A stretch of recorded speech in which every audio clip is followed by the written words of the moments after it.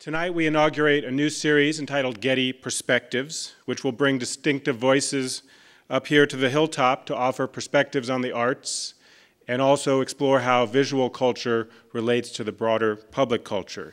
And it's been a great thrill to participate in initiating this series, and I want to thank Michael Brand, the director of the Getty Museum, Toby Tannenbaum, the head of education at the museum, our public affairs department, and everyone at the Getty who's supported this initiative.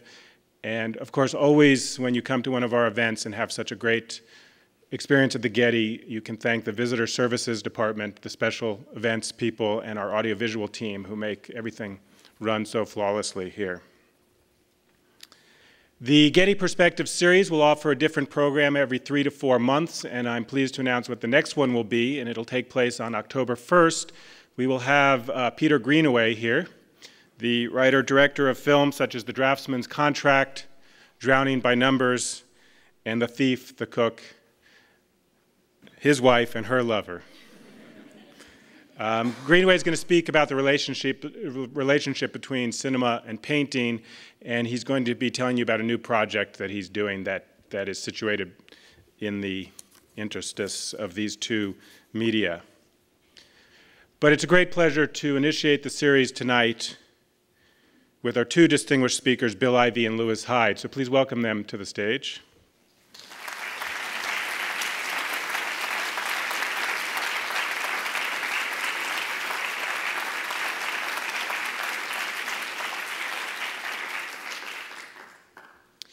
Bill Ivey is seated on your left.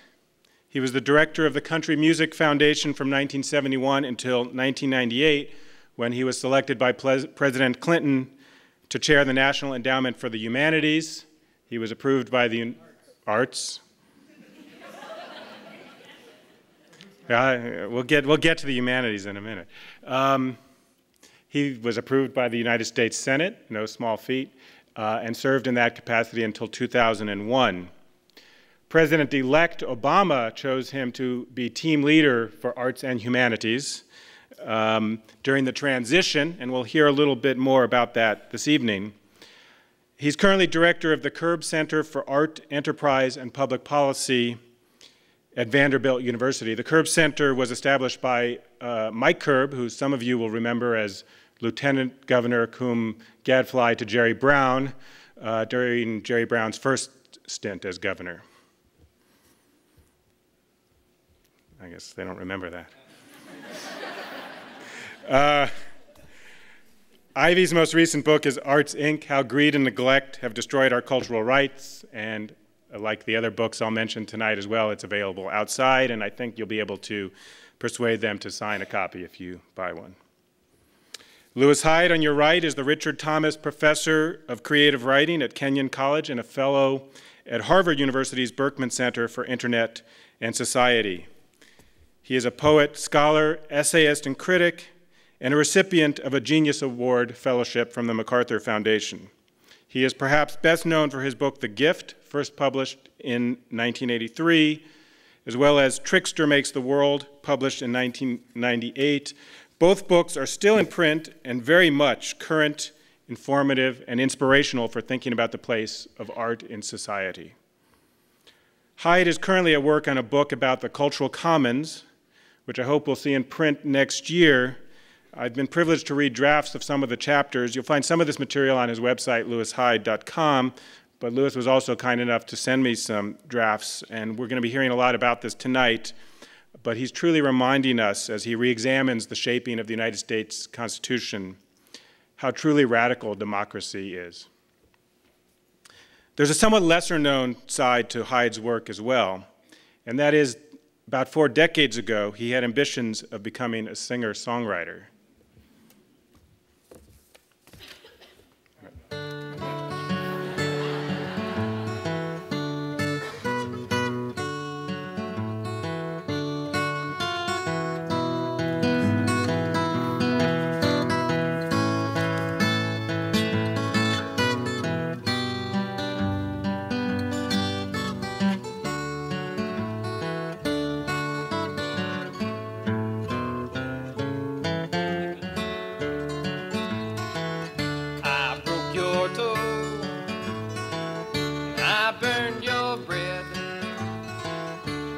read your mail, babe.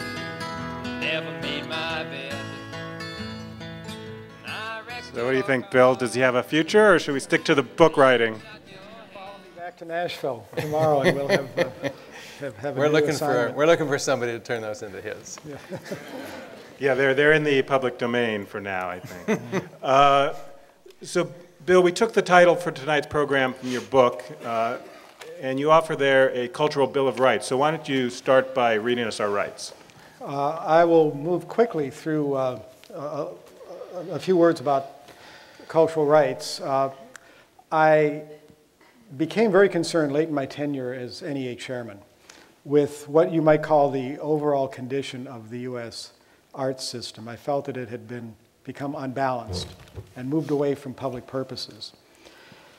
The things that concerned me, and I will just list them briefly, the existence of the Digital Millennium Copyright Act, passed in 1998, the extension of copyright, the term of copyright, 1996, the shutting down of the U.S. Information Agency, rolling the residue of that work into the Department of State, and then the Telecom Act of 1996 that allowed a single corporation to own hundreds and hundreds of broadcast stations. And so my response to that was first to be concerned that my arts colleagues, the people I worked with in the NEA, had not been engaged in the conversation about any of these issues or these acts of Congress or changes in regulation. I gave a speech in December of 2000, and I laid out a cultural bill of rights. And these were really just a set of assertions designed to start a conversation.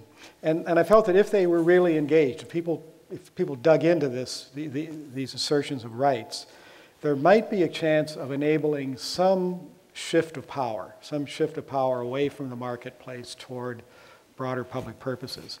And I'm not going to read the rights. I think up behind, but I'm going to just tell you what they're about. I know so many of you will be eager to buy the book and read them in detail, but first is access to heritage, cultural heritage, even if it's owned by some corporation. The second is access to the work of artists, a healthy artist community. The third, access to a creative life, so that every individual can be in their own lives a creative artist. Fourth is the right to have our culture moved out around the world in a responsible fashion. Not just about trade and cultural goods, but really moving our values and our artistry responsibly. The next would be bringing art of the world to us, our right to participate in the finest, most important artistic traditions from around the world. And then finally, a right to strong institutions, both nonprofit and for-profit, ones that could really organize and advance art that would serve public purposes. Now, I felt that in addition to my specific problems, there were underlying causes of these symptoms.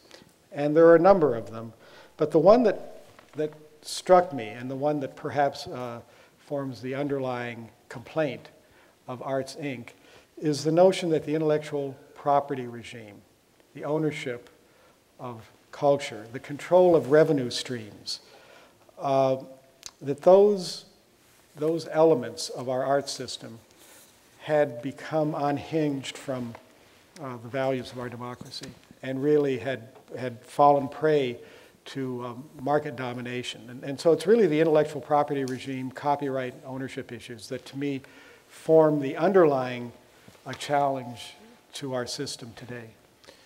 So you mentioned in there the extension of the Copyright Act, which you all know the technical legal term for that is the Mickey Mouse extension. That was initiated to protect the impending move of Mickey Mouse into the public domain. So let's turn to Lewis and ask, in your work in the Founding Fathers, was Congress acting in the spirit of the founders in that act? Or of Mickey? Well, I had, can you show the little piece from Jefferson? So this is a connection between what I've been working on and what Bill has been working on, and to set up some of the way the founders thought about the ownership of art and ideas. when the Constitution was being written, so this is 1787 and on, Jefferson was in Paris, and Madison was in Philadelphia involved with it, and they exchanged very interesting letters, and Jefferson is commenting on the writing of the Constitution. And several letters have this complaint in which he says, it's a good document, but we need a Bill of Rights. And one of the things that he constantly says should be in the Bill of Rights is a prohibition on monopolies. And so this is a typical excerpt from one of these letters that ends, the benefit even of limited monopolies is too doubtful to be opposed to that of their general suppression. So here's my short history lesson. Monopoly in this context, what Jefferson is thinking about is copyright and patent. So these are the two things that we use to take ideas out of general circulation and give them as private property rights. And the background of some of this thinking goes all the way back to about 1600 when the Puritan Revolution had a fight with Queen Elizabeth. And the fight was over the ownership, well, who gets to make up the rules about trade, and particularly about monopolies, because the Queen was happy to give monopoly privileges to people to import iron and lace and sweet wines and whatever. It was a power of the monarch. And the Parliament said, hey, that's our power. And there was a long battle over this. More to the point for this particular discussion, one of the monopolies was the monopoly over printing. And so there was a Queen's printer. He had the right only to print the Bible. Nobody else could print it, and so forth. So in the 17th century, printing in England was controlled by a thing called the Stationers' Company. But in this context, these were monopoly holdings that the stationers had. And what happened at the beginning of the 18th century is a release of this with the first copyright laws. And actually, these were, I think, very useful and important laws, because what they did was to end monopoly powers for printers and turn them into short-term ownerships. So the Statute of Anne, which was the very first of these laws, gave somebody a right to own and print work for 14 years, renewable once, a short term. But to come back to monopoly, the point is that for the Puritans and then for this inherited, the generation in America that inherits them as they're trying to write the Constitution, these were, monopoly amounts to a suppression of expression. It allows the state or somebody else to control the expressive life of the world. And so if you don't want that, then you make clear what it is you're giving when you give these rights, and you don't, for example, call them property rights. The term that Jefferson and others used was these were monopoly privileges. And they're privileges in the sense that this kind of ownership does not follow naturally from the nature of ideas. It's a social construction which we impose upon them for some public good, and there are good reasons to have copyright and patent. But the default, by nature, these folks thought, by nature, ideas and works of art are common properties, are things that belong to everybody. And this is an old idea. It's not just 17th, 18th, 19th century. I have a line from Heraclitus. Heraclitus says, people think they have a private understanding, but the logos is common to all. Or in the Middle Ages, you find William Langland, who wrote Piers Plowman. I have this little quote from Langland. Human intelligence is like water, air, and fire. It cannot be bought and sold. These four things the Father of Heaven made to be shared on earth in common.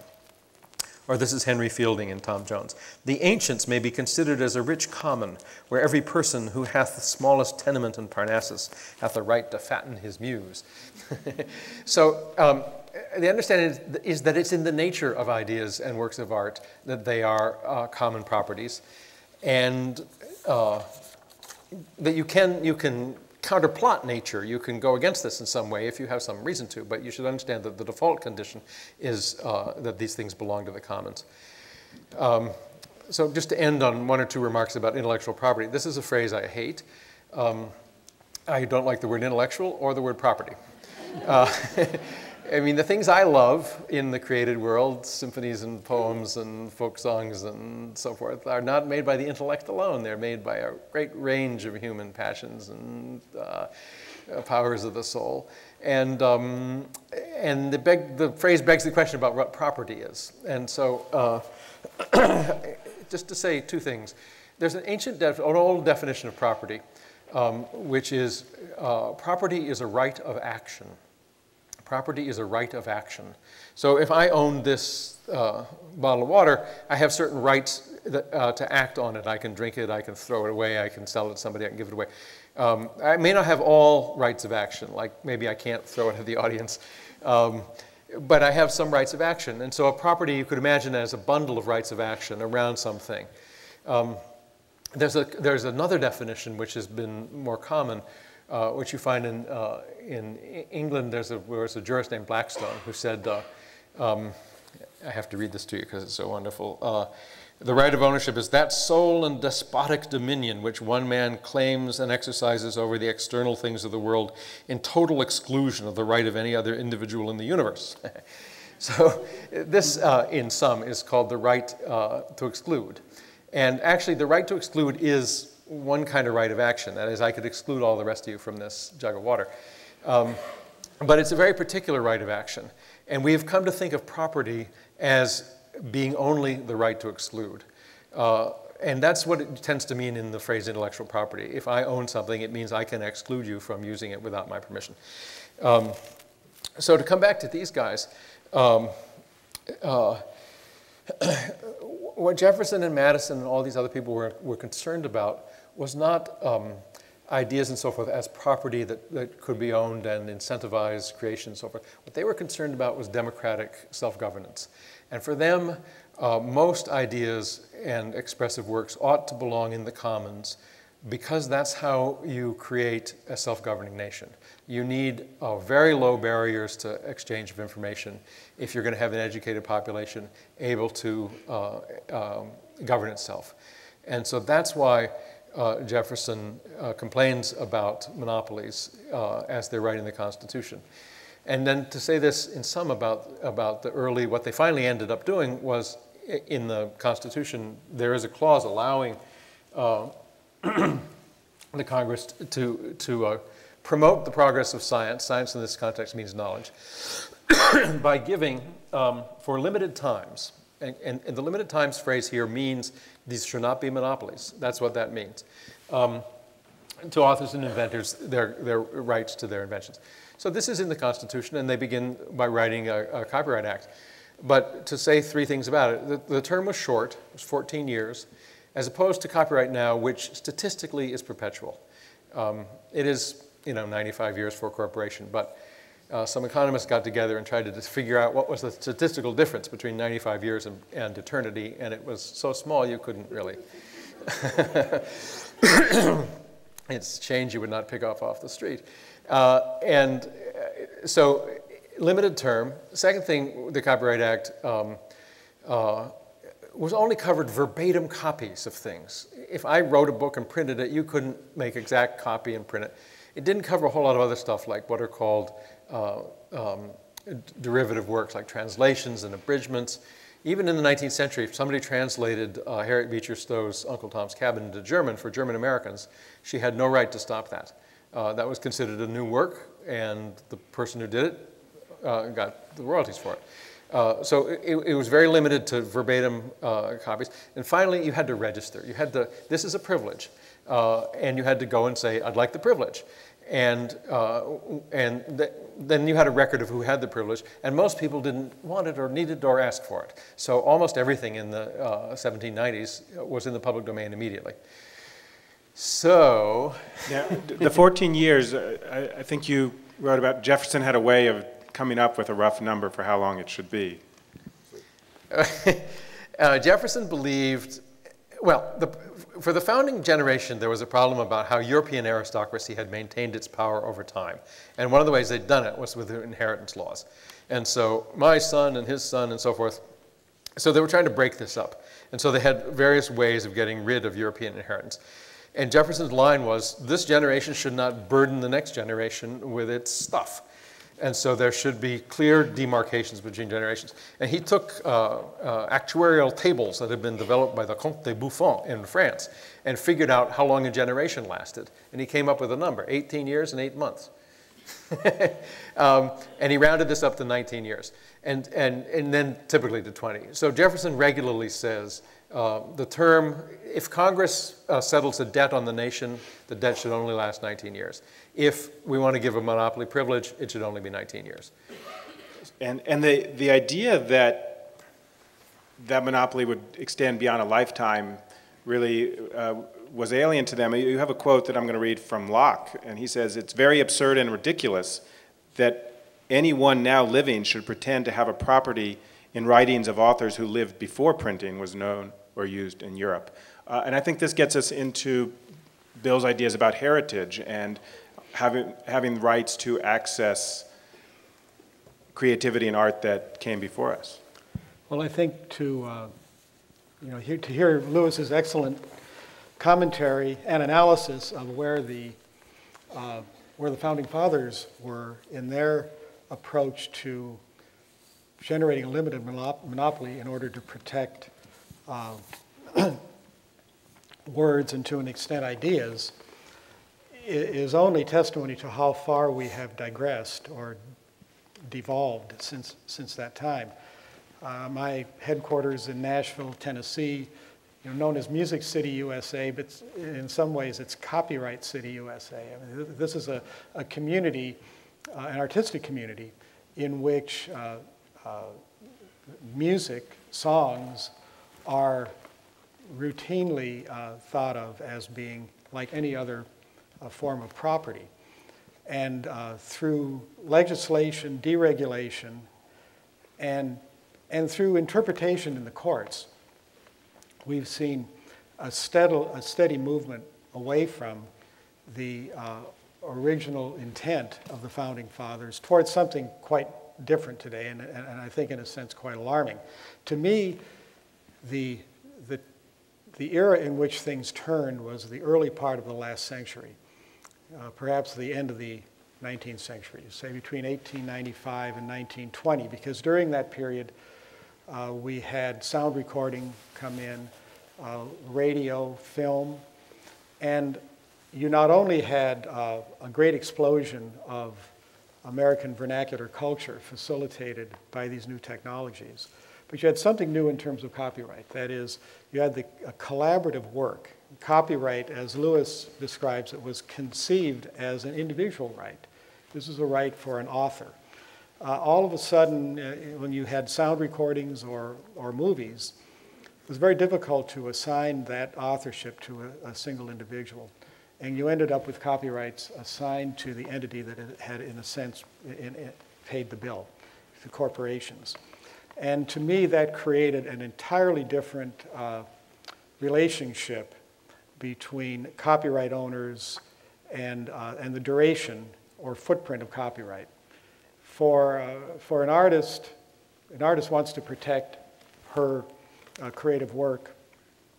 A company wants to protect it as an asset and protect it against theft and preserve its ownership for as long a term as is possible.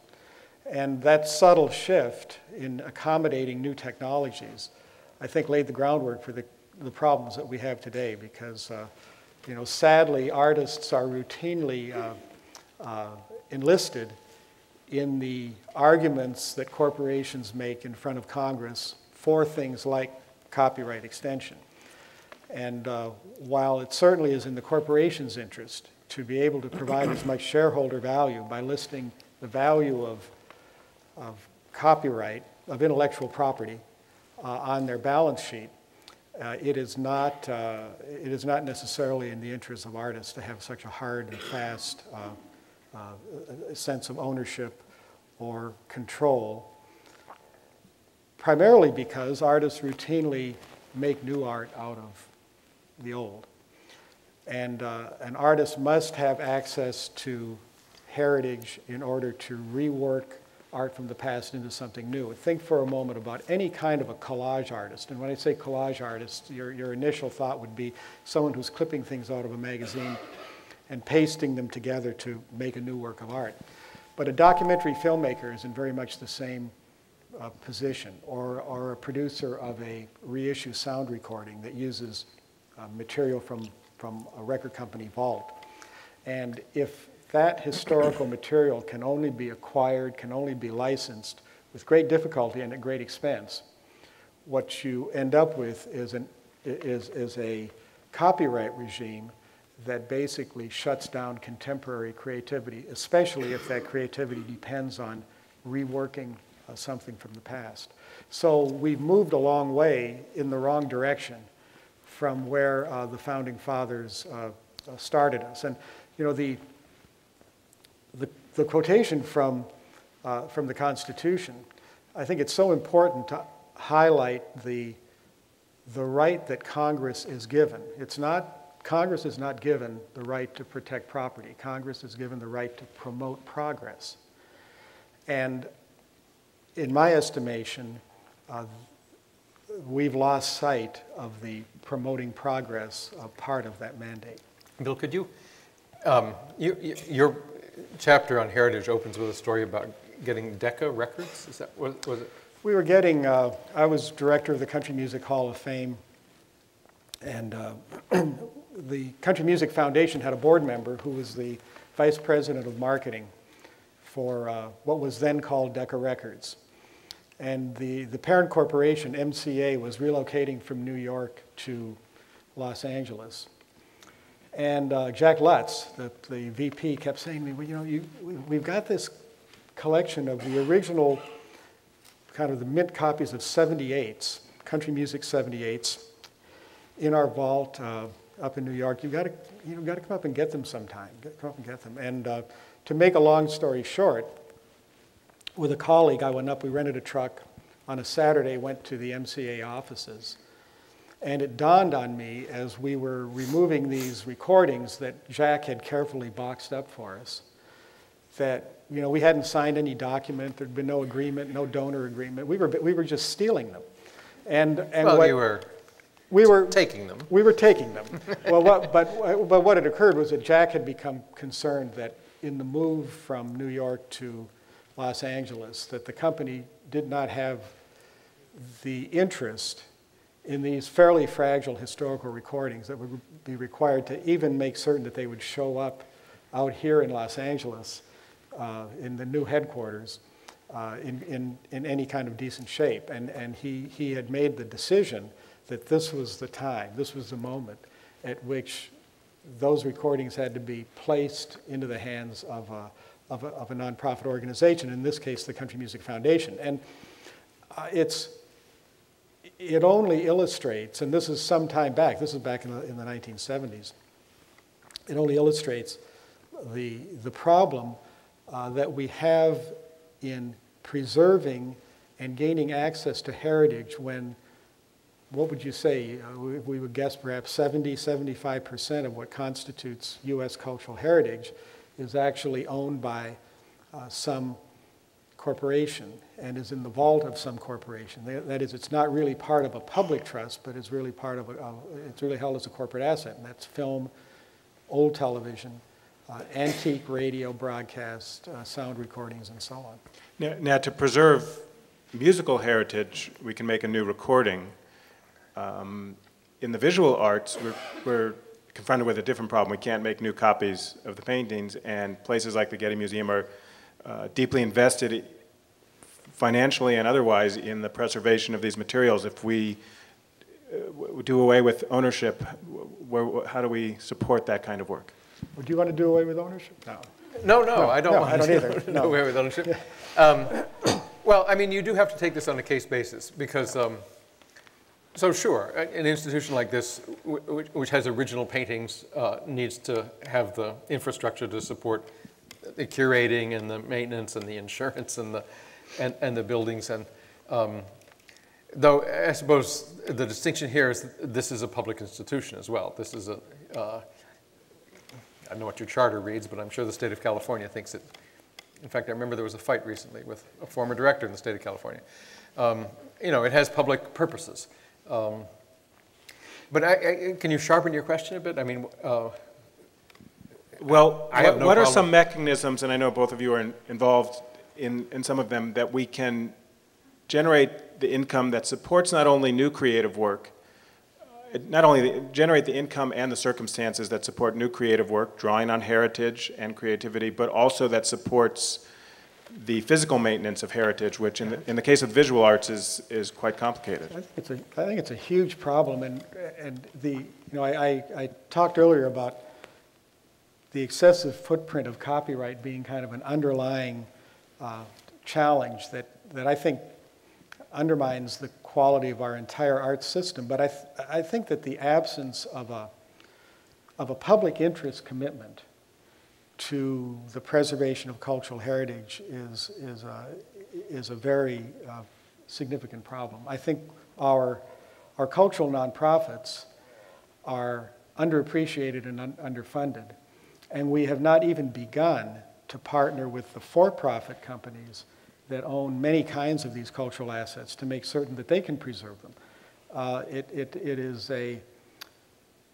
is a challenging problem that is also bound up in intellectual property. I mean, we have the Smithsonian Institution and the Library of Congress. The Library of Congress in particular has many holdings, but it does not really have the right to do much with those holdings because they have copies of things that they don't have the right to duplicate, transmit, circulate, and so on.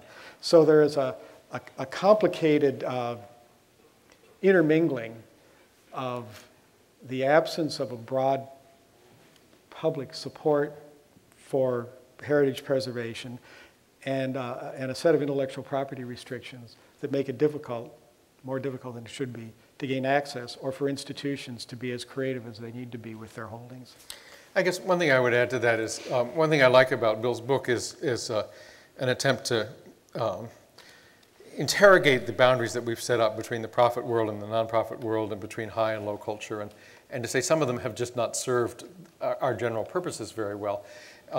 And so traditionally in this country, the two ways that we have thought to support the arts are through patronage like the Guggenheim Foundation or something, where rich families or the Ford Foundation, where some pot of money begins to be dedicated to the public good, or through the public purse. So we have the NEA or state arts council, stuff like this.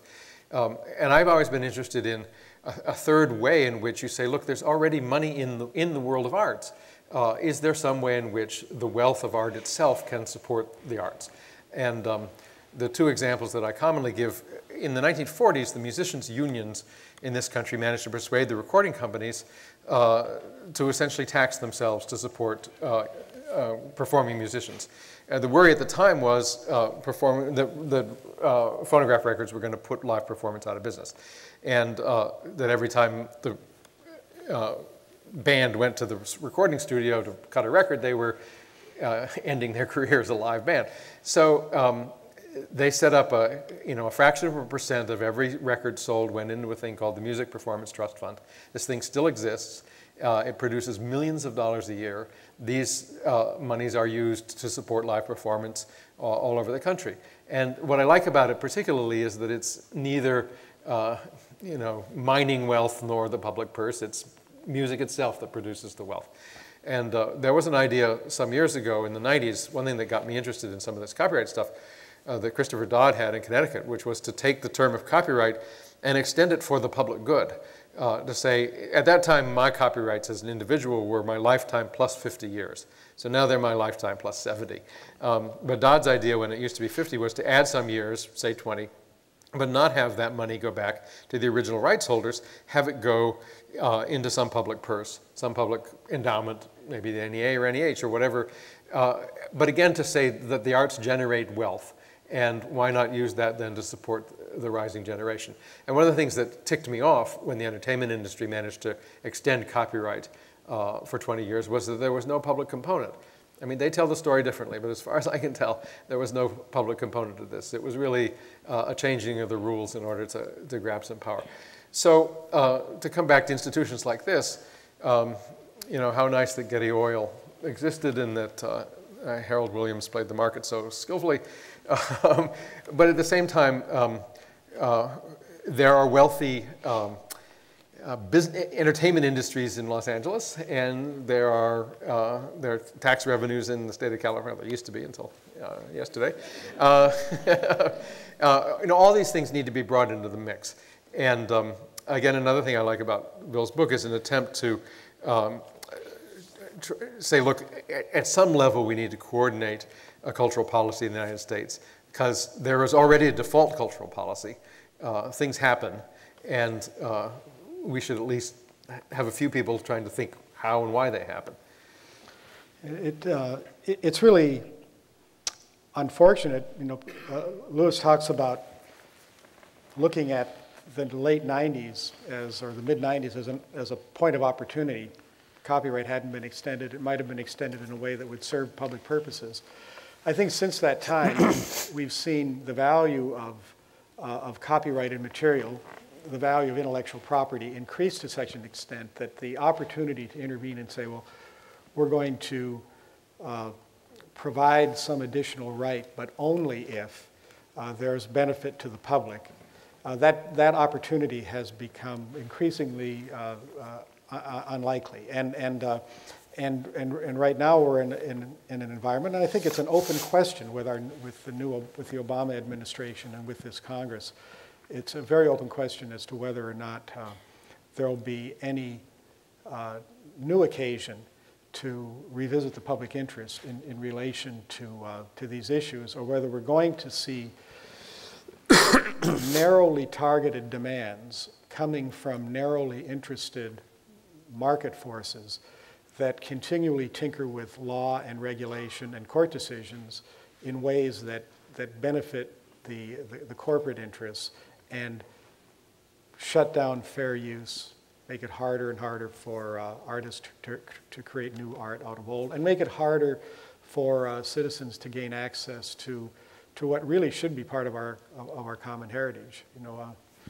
Louis Armstrong's West End Blues, it belongs to Sony Music today, but it also belongs to all of us, and that's one of millions of artifacts in that same condition.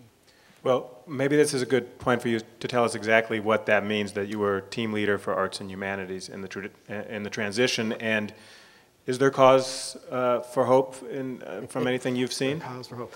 To be team leader in the Obama, I worked on these issues in the last few months of the campaign, but from the day after the election through the inauguration, I moved to Washington and worked in the transition office as the team leader for arts and humanities, which basically did agency review. We were looking at the NEA, the Arts Endowment, the Humanities Endowment, the NEH, and a less known agency called the Institute of Museum and Library Services that provides grants to museums and libraries.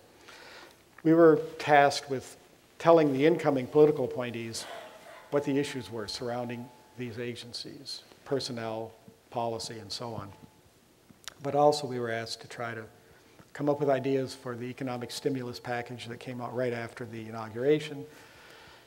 And I was working hard, as you'll see, any of you who get a chance to read the argument in my book, I was working hard to move arts policy out of the First Lady's office in the East Wing into the West Wing of the White House, where it could connect with mainstream public policy. And I think I had we'll see, the next couple of months will determine whether I had any success. The good news is that the Obama campaign made some fairly robust promises around arts and culture. These were almost all about things that the NEA could do, more money, an arts core, helping artists and communities, and so on. There is also a cohort, and I met many of these people in the transition, of intellectual property specialists who are very concerned about making certain that telecommunications, internet access, the digital realm, and so on, that these things are discussed and acted upon in ways that serve the American people, not just narrow commercial interests. The not so good news is that in that same transition, those same lawyers representing corporations who were all about extending the footprint of copyright were also present. Congress, the year in the run-up to the election, passed a bill that forced on the White House an IP enforcement czar, an intellectual property enforcement position. That position has yet to be filled.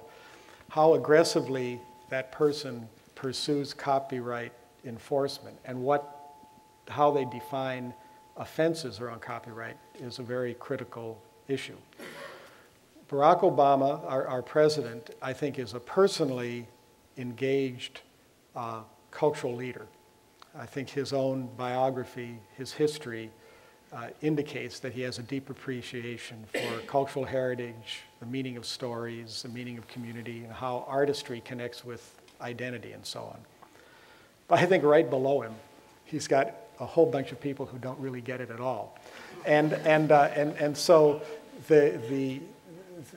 there are multiple forces in play, and only time will tell as to whether we're going to have a fairly conventional continuation of a more or less market-dominated cultural approach, or whether things are going to change in some important ways. And I think there's a real opportunity, but I think a lot of it depends on what voices prevail, and also what kinds of issues can be advanced from outside the administration and outside of Congress and get people's attention. You write about one of those layers below being the State Department. You want to tell us a little bit about the possibilities and the hurdles to arts in foreign policy? Well, the State Department has played a role in the past in moving American culture around the world, and certainly it was an important actor during the Cold War. There was a great combination, kind of an accident in which visual art, abstract expressionism and jazz were kind of perfect metaphors for the way we wanted the world to view our democracy, and they were great kind of alternatives to the collectivist Soviet view that we were battling. And so there was a real flourishing of the arts in the diplomatic regime from the 60s through the late 1980s when the Cold War ended. And I don't think there's a new metaphor now. I think that culture was always an awkward fit for the Department of State. And I personally had the experience of trying to work with the State Department around some issues, because when you're the NEA chairman, you get to become what I would call the pretend minister of culture for the U.S. You're kind of shoved out there, and it's told to work in negotiations and so on. And through personal experience, I found that the State Department is not very comfortable with culture. The key positions in culture in state are not filled yet, and that would be the Undersecretary of State for Public Diplomacy and a second job that has to do with education and cultural exchange. And again, who's chosen for those positions and how much support they get within state will be critical to perhaps reshaping an international regime around culture in the State Department that can serve an entirely new set of circumstances, as well as painting and music did in the 60s, 70s, and early 80s. I actually have a question about this.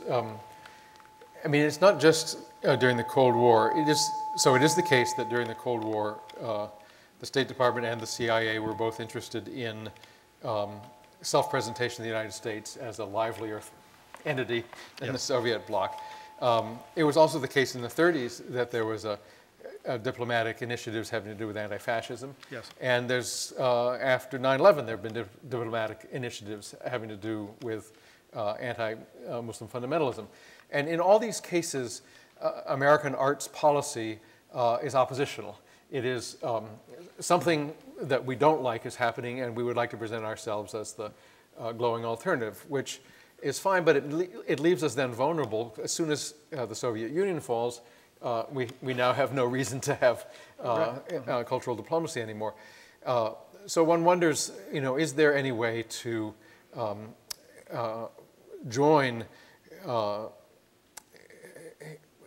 some kind of self-presentation of this nation's values and diplomacy that has to do with the values themselves and with the arts themselves on their own terms, as opposed to in a political fight.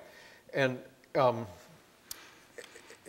the one thing I often think about, when I was young, I was much influenced by the Chilean poet Pablo Neruda. And Neruda came out of Chile, and he had published this early book called 20 Love Songs and One Cry of Despair, or something like this. And it was incredibly popular in Chile. And they had the custom in Latin American countries, and in Chile in particular, of giving consular posts to young writers. And so that's how Pablo Neruda ended up in Sri Lanka and ended up in Spain. He was in Spain as Franco comes to power. We get these 3 remarkable Residencias books. He becomes an international figure, partly because he came from a nation which thought, hey, if you've got a young poet, let's honor them in this simple way. And it seems to be such a simple way, again, not oppositional, but simply, these are people we should honor.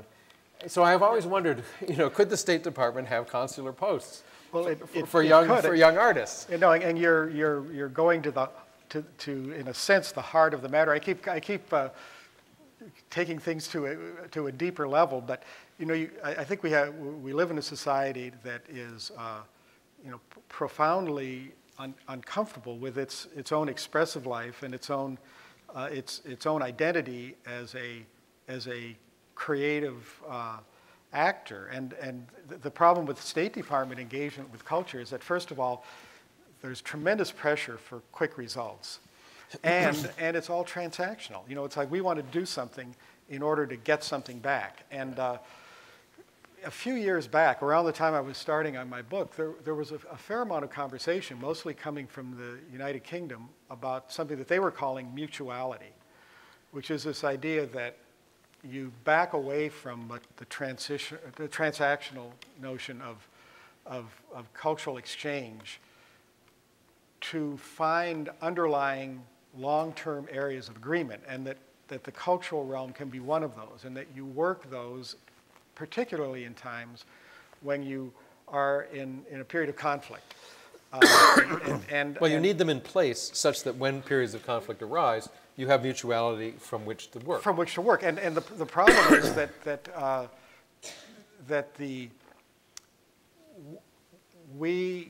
and this goes back to my complaint about arts being connected to administrations over the years on a bipartisan basis through the First Lady's office, through the East Wing of the White House.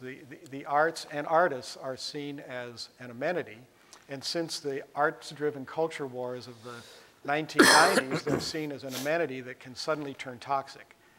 And so for political leadership, the notion of taking artists and moving them forward as policy actors is an idea that's remote. The bridge to that idea hasn't been built yet. In fact, I was already wondering, would we even be able to come to some consensus on which artists would have consular posts, and do we have enough domestic mutuality to achieve that? Well, we would have peer panels. Yes, we'd have NEA peer panels, and we would... You would have an application, and but actually, I wanted to ask you, in your book you mentioned being in Mexico City, and there's a cultural attaché at the U.S. Embassy. Mm-hmm. I scratched my head and said, well, what does this person do? What does the cultural attaché do? Can you answer that question? Well, I can kind of answer the question. I mean, the cultural attaché is, first of all, whether she or he knows it or not, in something of a career backwater, because being a cultural attaché is not the way to move yourself forward in the Foreign Service. Yeah. That said, what the cultural attaché will do is prepare entertainments at social events, make sure that that there is art on loan displayed in the embassy.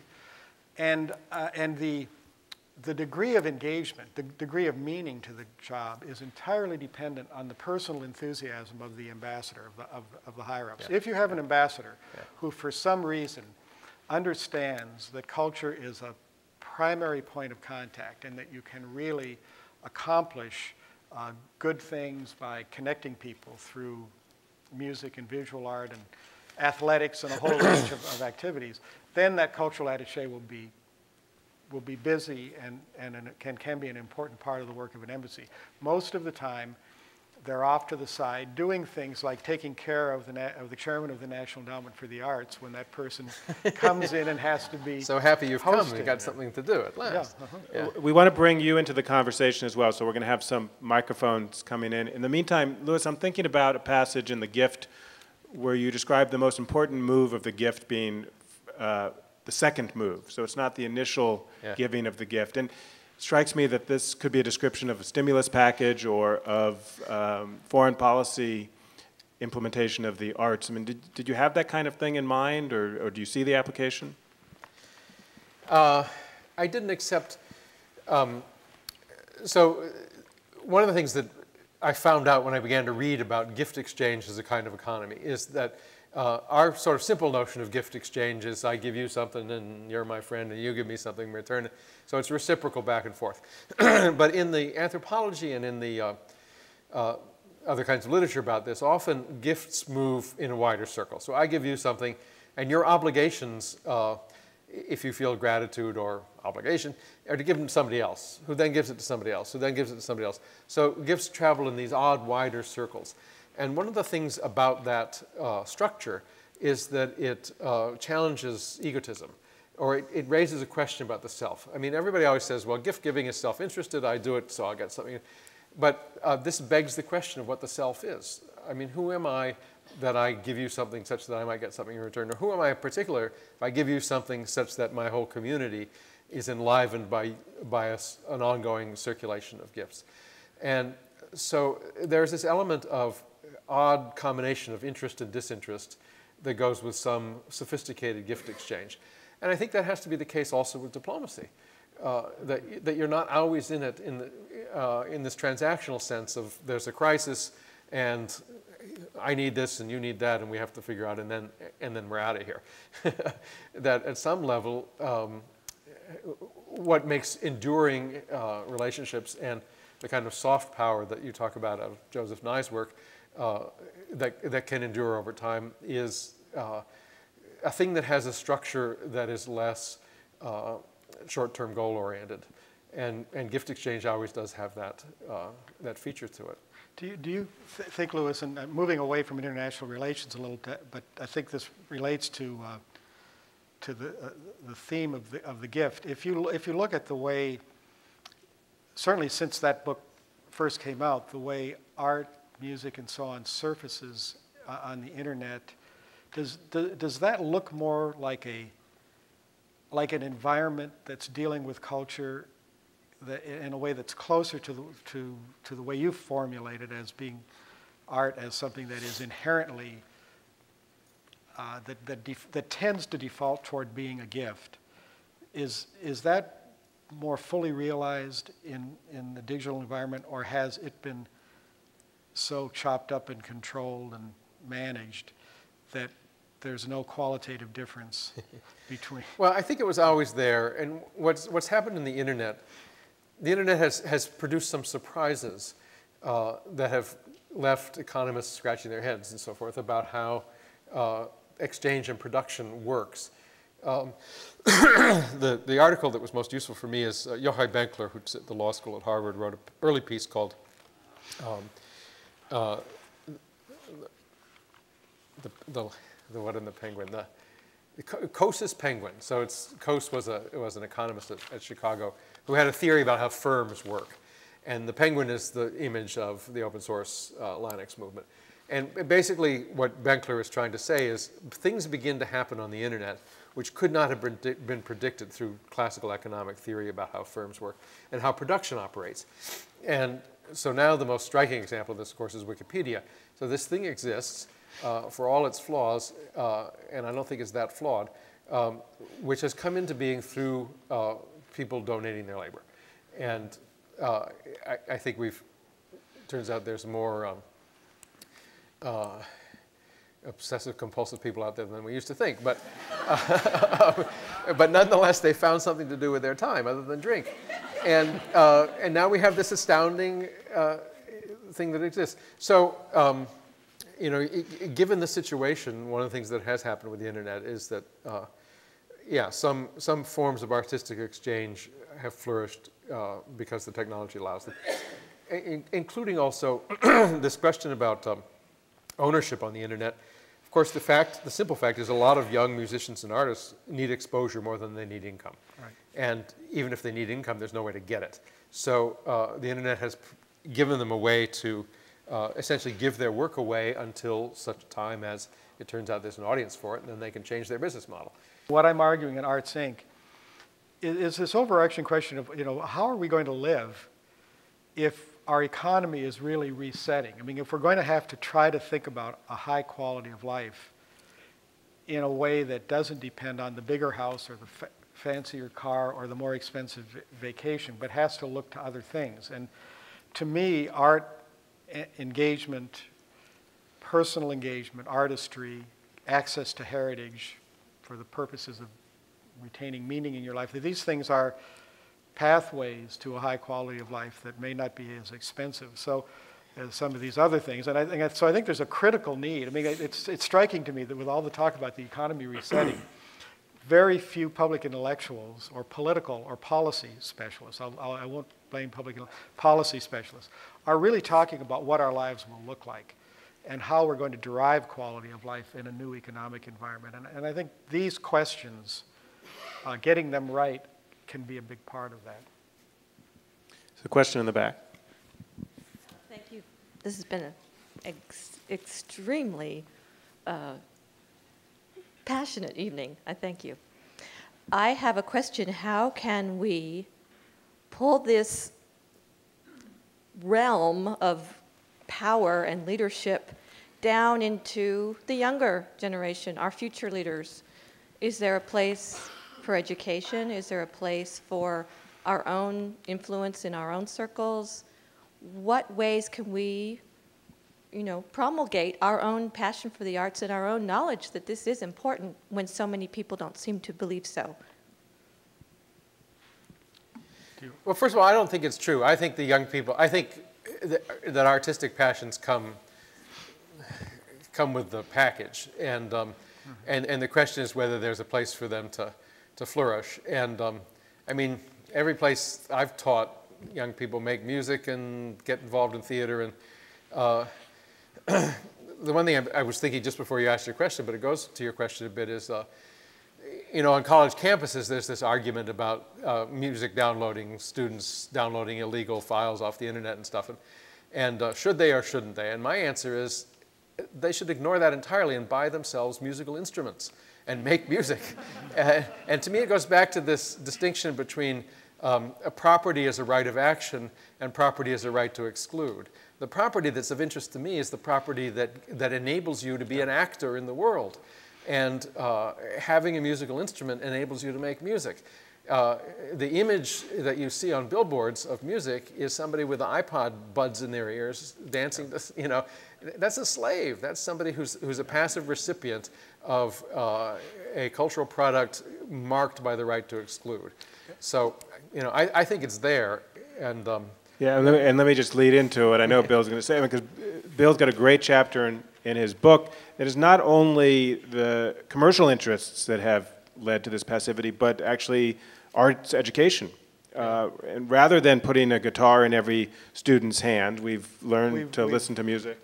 Yeah, the meanest thing I say in my book is if you had inserted a tiny explosive charge in every clarinet that had been sold through the 20th century and could press a button and they would all go off at the same time, you'd blow up 2/3 of the closets in the United States. And by the way, I moved my clarinet when I read that. Because that's where they are, and I think that education has failed in the sense that the public schools, what passes for arts education is first band, second chorus, then maybe visual art, then maybe and the quality of what's available is very dependent on the wealth of the school district. And to me, in music, the two instruments that are the dominant forces in American musical creativity, the keyboard or the piano and the guitar, the instrument that Lewis and I played, are only today moving into the public school system from the margin. So I don't think we've done a very good job of freeing up the creativity of our citizens. People have found a way. They have found paths, but it's not through public schools. I will also say that the same era that gave us corporate ownership of copyright and gave us an explosion in access to American vernacular art, gave us artistic consumption as the primary way for citizens to connect with art, to the extent that if you talk to a symphony orchestra manager today, they will say, if you say, how do you feel about participation? They will say, well, our attendance has been down a little bit over the last couple of years. In other words, participation has come to mean attendance at arts events rather than actually doing. I will say, I took the question a little different way. How do we get younger people to care about these issues? And how do we care about them? How do we get them to care about the next time the cultural industries want copyright extended by 20 years? And, you know, and I'm gone from this planet, and it's younger people who have to take up the case. Why will they care? And I do think entities that are passionately involved in arts and culture, and I would say that the Getty, the Trust, the Museum, Foundation, all of the entities here, as one of the only, if not the only, big nonprofit, giant nonprofit that is exclusively devoted to culture, that there's a role for entities like that, partnering with the NEA and with other foundations and so on, in taking on some of these policy issues, finding ways to advance it so that young people understand that, that it's critical that our arts system be tilted in favor of public purposes, not market purposes. Let's get another question. Hi, sorry I haven't read everybody's books, so I'm sorry, I'm going to apologize in advance if this seems like a really ignorant question. Maybe it was covered and I missed it, but in this vision of the public owning creative works, how does the artist get paid? Is it just by the largesse of foundations, or do we double our tax rates, or can you please explain that? I'm not clear on that part. We're not anti-copyright. Yeah. I mean, my own position on copyright is that it's a very useful tool. Yeah. It was a great invention in the 17th century, and I have copyrights. I'm happy to have them. I get some income from them. The question is how to balance. That clause in the Constitution is a nicely double law in which you give a property right for a limited time. And the problem is how to figure out what the right limit is. And that there are sort of two values being mixed here, and one is the value of supporting individual artists, and the other is the value of the public domain. Part of what's happened is they've gone out of whack. Just to fill this in a tiny bit, there was a philosophy at the time of the founding of this country called civic republicanism, in which partly the point of property is to give me a basis from which I can become a public citizen, from which I can go out into the world and do things publicly. And, but that has a double register to it. That is, it begins with some sort of property such that I can become independent. And then it says, and now why are you independent? Well, you're independent because there are wider purposes to life. And so there's a sort of what I call a two-step or a maturation in the civic republican image of the individual. First independence, and then something civic. And I like the early copyright law in that it has built into it this double, this narrative. It gives a short-term private property right that ripens into something else such that there's also a public benefit. So that's the first answer.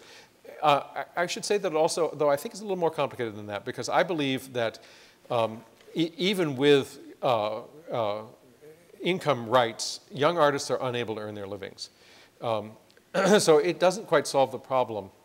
Just giving a copyright My own feeling is that almost all artists, between the time they get out of college and the time they know that they are going to be able to be professional artists and can make some money at it, there's about a 10-year gap. And how do you support them during that gap? And copyright is not going to do it. Right. Believe me, there are 4 songs on my website, and I've never made a nickel from them. And so you do need some other forms. You need some other things, public or private, to. And this goes back to gift exchange. You know, I think that there are certain pieces of our cultural life which are not well delivered by the marketplace. This is not anti-market. It's just to say, look, the structure of pure science. Somebody like Newton trying to figure out the orbits of the planets. It's hard to find, you know, a guy on the street who was going to pay him for it. So, spiritual life, education, healing, the arts, a lot of things are not well organized through market economies. And if you're a culture that cares about them, then you also set up gift exchange institutions. And I think of the NEA as one of those, and usefully so. So it's a mixed economy. And you know, Lewis points to the duration of copyright as a problem. I also think copyright is absolutely essential. It's also not the solution for a young artist. But my objection to the current copyright regime, as it's been interpreted by the courts, as it's been applied, is not only that it's too long, but that it's too aggressive, it's too broad, it spreads out laterally. It's just, you know, right now, according to the Sixth Circuit Court, there is no de minimis use of a piece of music. In other words, there's no snippet that's so small that you have to license it. Now, this is a case that was argued around hip-hop sampling. And the court agreed with very powerful, well-argued, highly paid copyright attorneys that there should be no de minimis use, no minimal use that it's considered to be not harmful to the original. What that means, if it's really interpreted properly, is that the kind of jazz soloing that was very common in the 1930s, 40s, and 50s, not so common in the more modern era of jazz, in which the soloist would take a piece of an earlier tune and just play it as part of their gift of soloing in an ensemble. Here's my most creative thing. I'm taking, it's old tune and just reworking a little phrase of it. That's not illegal. Because that jazz artist would have to license the use of that snippet in advance. Now, that has nothing to do with the duration of copyright. That has to do with things like fair use and how heavy the burden of copyright is as it's interpreted in the current setting. And right now, the interpretation is squeezing out all kinds of legitimate work. 30 years ago, I went into an audio lab at the Country Music Foundation and copied all of the Louvin Brothers Country Act, all of their 78 RPM recordings for Emmylou Harris. And because she wanted to learn the songs. And that would be, you might still do it, but now that would be clearly seen as a violation of the copyright of those songs and of those recordings, the sound recordings. So it's not only how long it is, it's also how aggressively it's pursued. And the challenge that we face is that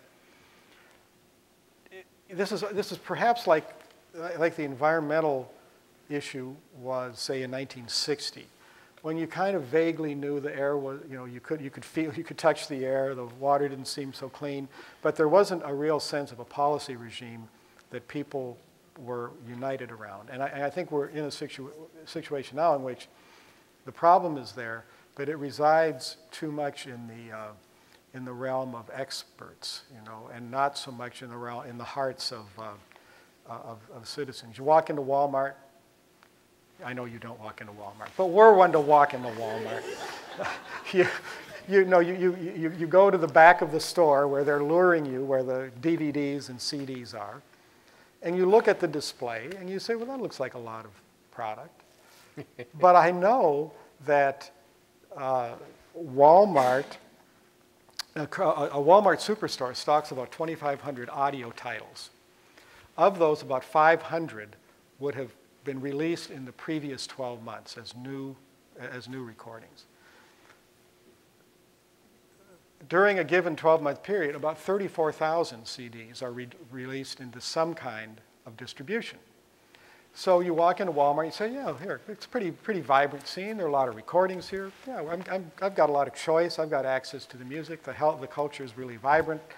But you're actually far from optimal. And still 52, 53% of all music is purchased through either Walmart, Target, or Best Buy. So those are very narrow outlets through which this vast creative output gets moved. And we don't know it. You walk in and you say, oh, okay, it's all right. And just to say, we see, I think you can see the parallels to the visual art world. If it's ever occurred to you that you go to a lot of different museums and see the same things over and over. And also, there's great restriction on the ability to reproduce what's in a museum. So let's get another question. Hi, my name's Angie. I work at the Getty Foundation, and I have a question going back to, actually, Bill, you alluded to the nonprofit sector a bit, and also grant-making organizations as having a role in these copyright and intellectual property issues. And I guess at this point, I mean, I've had the benefit of being able to hear you talk to grant makers specifically around these issues as you charge them with thinking more critically and getting much more engaged in these issues. But we also are, I think, at a point where we can see that there's not a lot of traction from foundations around these topics. And for the most part, there's, I would say, if things are not, if there are certain things that market forces don't support, they often, issues, they often come into the nonprofit sector, and certainly this is one of them. So at this point, I'm just wondering, where are you in terms of your own thinking about, what are the things that are limiting foundations or the entire nonprofit sector from picking this up? Okay. Is it the degree of complexity? And what can change? And to piggyback also on your comments about the new administration, in terms of what you've seen in that administration, do you actually foresee any changes that might be coming, maybe even out of the IRS wing of the administration, with their own leadership changes, where foundations might have to take a different role or stance in terms of serving the public good? Yeah, that's a great set of questions. But let me focus in on two things. One of them is, when I was chairman of the NEA, I'd sit in that building in Washington, the old post office, and I would kind of gaze west, to where the Getty was. And I was thinking, well, here's the NEA, and there's the Getty. Now, and the reason I would always position the two is that the Getty is unique in that you, and I'm talking to the staff represented here, are people in a big foundation that has a lot of moving parts that gets up and thinks about culture every day. You get up and think about it every day. You don't have to think about AIDS in Africa. You might, but you don't have to think about that. Most foundations are in exactly the opposite situation today. And I'm concerned because I don't think that the arguments that have justified the presence of art funding in the average foundation, that those arguments have been sufficiently robust to maintain the commitment of foundations to the arts in an economic downturn when their endowments are smaller and they have to set priorities anew.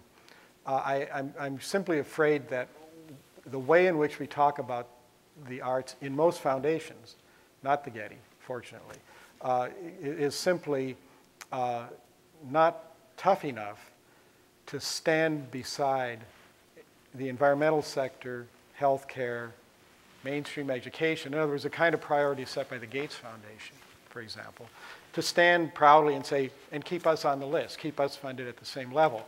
So I think there is a problem that foundations will have to grapple with. I think there is an opportunity to take a bigger bite out of the policy pie, and foundations can begin to talk not only about nonprofit funding, but also about policy advocacy around things like access to the internet, access to cable television in poor neighborhoods in your community. Though, things that are part of the cultural matrix but haven't historically been part of what foundations have cared about. And I think there are some concerns. I mean, I do think I can envision a guy.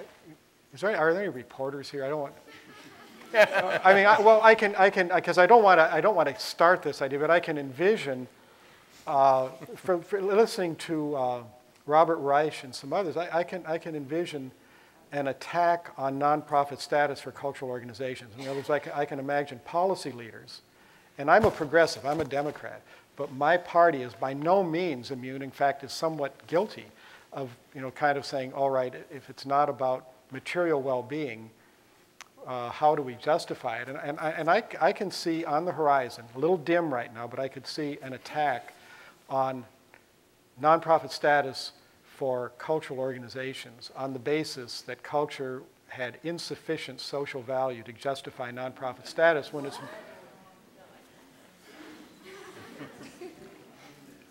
Come back next year. And yeah, see. come back. Yeah. And, I guess I'm glad that you're horrified, but this is something that has been. It surfaced before, but I think that it might surface again. So I don't know if I covered all of the base, but those are the. All right, so we have time for just 2 more questions.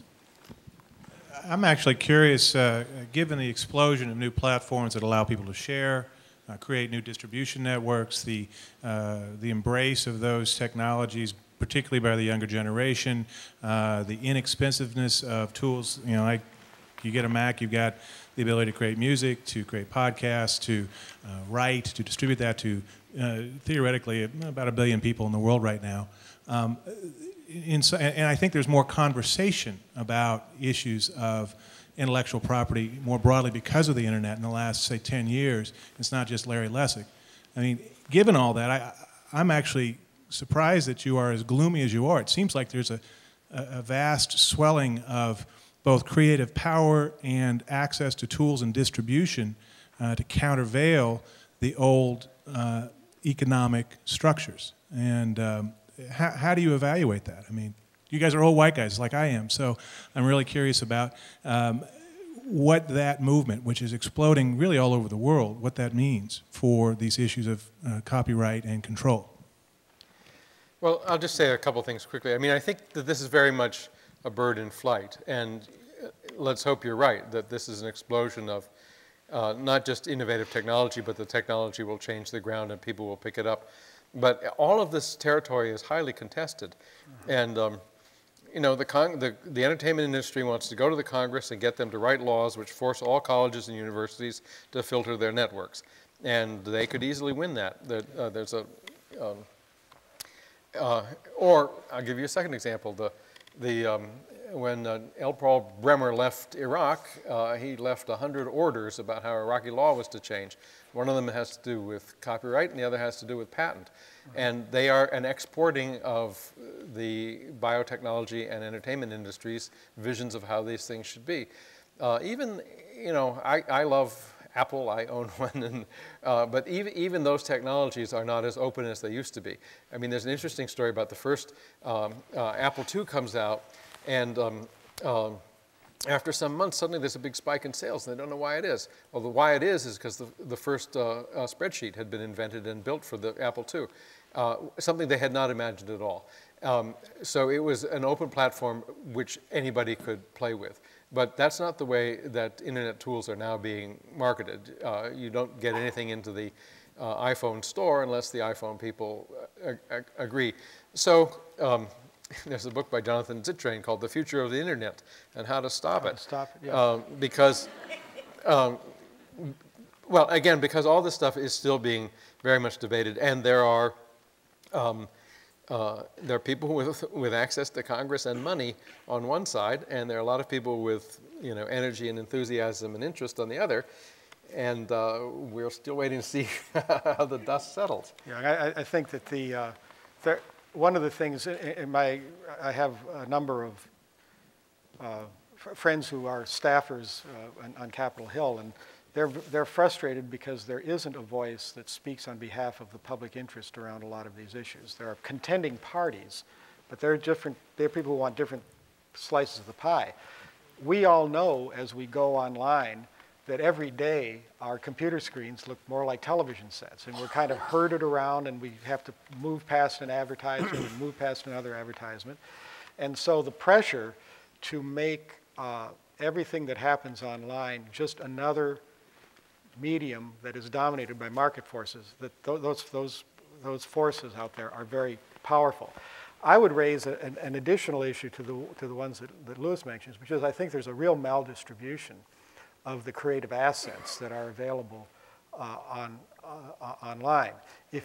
When you say, well, anybody can do it, you just buy a Mac and you get some software and you go. But a Macintosh computer is an expensive item. It is, and once you're in this world, you're committed to periodic upgrades of hardware and software. Many of the things that you depend on are available on a monthly rental basis, so that you have a high-speed internet connection that you're paying for. You might have some apps on your cell phone. You might have a satellite radio. So it's very easy. I did my own communication consumption bill a couple of months ago, and it was almost $500 a month. Well, yeah, I'm by no means a major consumer of this stuff. So I think that we're in an era already in which we're all in so many meetings in which everybody in the room is connected in this way. We don't realize the extent to which big segments of the population, because of age, lack of training, lack of money, geographical location, the number of people who are excluded from this world. So in addition to whether it's going to look like television or look like the open internet that it was 20 years ago, I think we have this issue of, or whether it'll look like television, I think we have this additional issue of who's in and who's out. And I don't think our democracy can survive an era in which 20 or 25% of the people are on the sidelines of mainstream communication. I mean, 30 years ago, when I was a graduate student, everybody in the town had the same basic access to communication and entertainment and information. You'd buy a record, you had the same 4 or 5 TV channels over the air.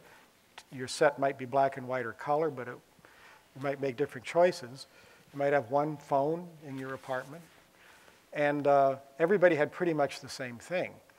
And if you weren't a participant, it was a matter of choice, not a matter of circumstance. And I think today, and there's no sign that this is going away, in a market-driven telecommunications, internet, digital environment, there seem to be a lot of people who just are never going to get on the train. And I think that's something that the democracy can't tolerate. Last question in the back. Hi, I'm a member of the California Arts Council, and I want to tell you how thrilled I am that you're all here. Obviously, as a member of that council, your comment about cultural issues and support having very little value before certain legislators and policymakers, given the severe economic downturn, doesn't surprise me, but causes me great alarm. We all know that in Pennsylvania, they've already penciled out the $12 million to their Arts Council. We only receive $1 million at the California Arts Council. So far, we're safe, and our $3 million worth of revenue from our driver's license plates and the $1 million from the NEA keeps us going. But we obviously have to keep going to the legislature.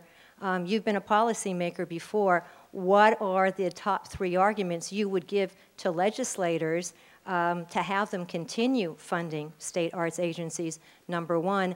And number 2, do you have any opinion at this point in time as to what the newest NEA head, who clearly comes from a very competitive, cutthroat, for-profit arena, is going to be bringing us to the arts, especially in the nonprofit arena? One of the reasons I wrote Arts, Inc. was my unhappiness with the arguments that we've been using in talking to members of Congress, policy leaders. I think we've relied on a sense of exceptionalism and entitlement for a long time. You know, we're the arts, we're special, give us your money. We've also used instrumental arguments that have tended to be on the weak side. You know, if you teach kids music, they're going to learn math better. If you give them drawing lessons, they're going to do better in reading. We know that those arguments are, they give us a lot of pleasure, but they don't have much traction outside of our own circles. And what I was trying to do with Arts Inc. was to say, let's start over. Let's say that engagement with cultural heritage and creativity are fundamental to a high quality of life and actually fundamental to human happiness. And make an assertion that in the public schools, it's actually more important for a kid to learn to draw than it is for them to learn to read. You know, take it to them, you know, and say that creativity is the real answer, that creative engagement is the real answer. And, but to get to that point, and I'm being a little bit cavalier here, I think we would have to, it's going to take us half a decade of rethinking how we position the arts, how we position creativity, how we position cultural heritage to get us to the point where we can, when you're presenting to a foundation board or to a member of Congress, and somebody has walked in talking about clean water, and then the next person has walked in and talked about health care for the poor, and the next person has talked about aid to, to sub-Saharan Africa, you've got to walk in and say, this is every bit as important. It's just the same, just as important, maybe more important. And we're not at that point. There's research that's going to be needed. But I think that the argument of art, the argument of heritage, and heritage as a source of identity, and personal creativity as a source of meaning and autonomy, that those two things together can be the basis for a strong argument for public policy intervention in the quality of our art system, I think. And Rocco, what's he going to bring to us? Rocco Landsman. You know, this is interesting.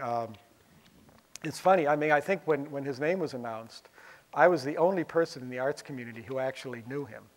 And I knew him for an unusual reason. Years ago, Rocco produced a play called Big River, the music to which was written by Roger Miller, who was a great Nashville songwriter and a great performer, a wonderful human being, who I got to know fairly well when I was with the Country Music Foundation. And Rocco wrote an opinion piece in the Arts and Leisure section of the New York Times talking about how great Roger was and what he had done for that show and what it had meant to Rocco to work with Roger.